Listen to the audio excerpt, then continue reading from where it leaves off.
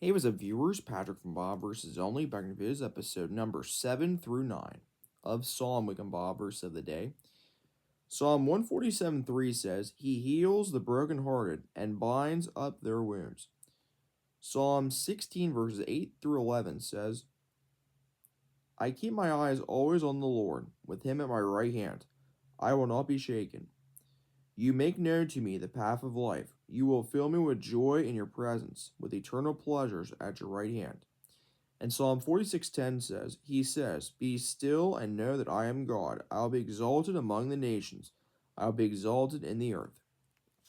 And that's what that verse means, and let's get into it. It's time for the church recap from yesterday. And the main verse with regards to this sermon was in 1 Samuel chapter 17. And this is a very familiar story to a lot of people. This is the story of David and Goliath. Starting with verse 1 through 11, it says, Now the Philistines gathered their forces for war and assembled at Socoh in Judah. Saul and the Israelites assembled and camped in the valley of Elah and drew up their battle line to meet the Philistines. The Philistines occupied one hill and the Israelites another, with the valley between them.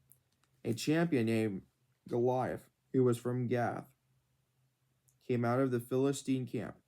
His height was 6 cubits and a span. He had a bronze helmet on his head and wore a coat of scale armor of bronze, weighing 5,000 shekels. On his legs, he wore bronze greaves, and a bronze javelin was slung on his back. His spear shaft was like a weaver's rod, and its iron point weighed 600 shekels. His shield bearer went ahead of him. Goliath stood and shouted to the ranks of Israel, Why do you come out and not line up for battle?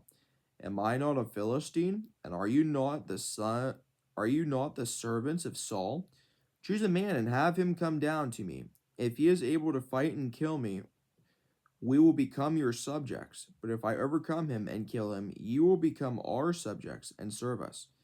Then the Philistine said, This day I defy the armies of Israel. Give me a man and let us fight each other. On hearing the Philistines' words, Saul and all the Israelites were dismayed and terrified. Skipping down to verse 22 and verse 23, it reads, David left his things with the keeper of supplies, ran to the battle lines, and asked his brothers how they were.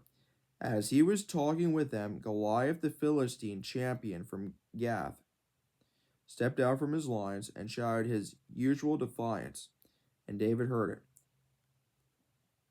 Skipping down to verse 48, it reads, As the Philistine moved closer to attack him, David ran quickly toward the battle line to meet him. And ultimately what happened, as you've probably heard and you've probably known, is David grabs one of the stones out of his bag and hits the Philistine in his forehead, and then